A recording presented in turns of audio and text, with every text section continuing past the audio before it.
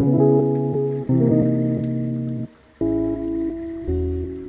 a night out, somebody made a remark about a mop top or whatever, and it's just like, why?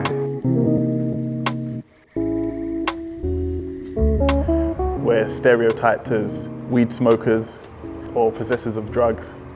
You'd think that people have moved on in the world a bit more, but unfortunately these stereotypes still exist.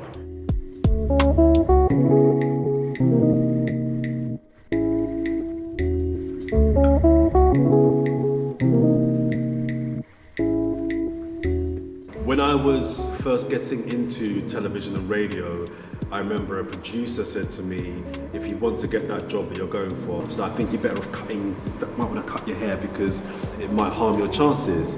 That was something that I always remember, something that really annoyed me looking back now, because my hair is my hair and it shouldn't have any reflection on who I am as a person or my ability to do my job. I just had a lot of ignorant questions, especially because I was the only black person in my workplace. So they used to ask me questions like, do I wash my locks? Or can I comb them out? Or are they attached to my head? I always kind of conformed to fit into corporate spaces. I was a young manager and managing large teams, diverse teams, and I always thought that I needed to look a certain way to be taken seriously. I feel like when I first got my locks, I had like a bit of an identity crisis. Obviously, people with longer hair or like Caucasian hair seem more desirable, so I just felt like I wasn't the standard of beauty that you kind of see in like magazines or on the media and stuff.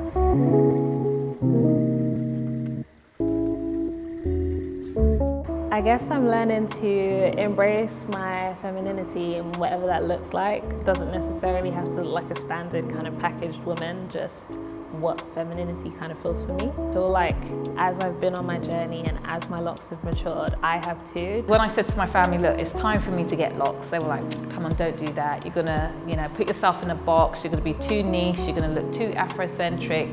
And one day I thought to myself, you know what, it's really important that I show my daughter how important it is to embrace your natural beauty.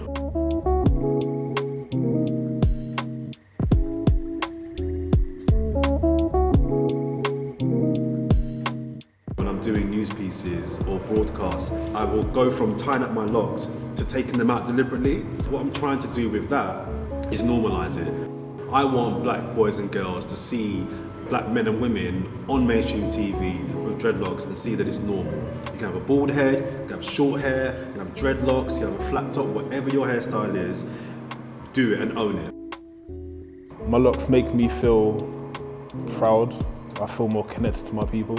Although I'm not a Rasta, I understand the concepts behind why they grew their hair, why they feel more in touch with themselves. So I feel like this is the final jigsaw piece to me. There was times along the journey where I wanted to just give up growing locks, especially when they're in the shorter stages. But that level of perseverance to just keep going and understanding that years down the line they're going to be down here and represent the journey, that was kind of the incentive for me. I love the fact that my locks are unique. I love the fact that I get to role model to my daughter, educate other black women about different natural hairstyles. I love the fact that it's connected to my ancestry and has opened me up to wanting to explore and learn more about my culture, about Africa, about different tribes and faiths and practices, and connected me to a much wider community that isn't necessarily visible all the time.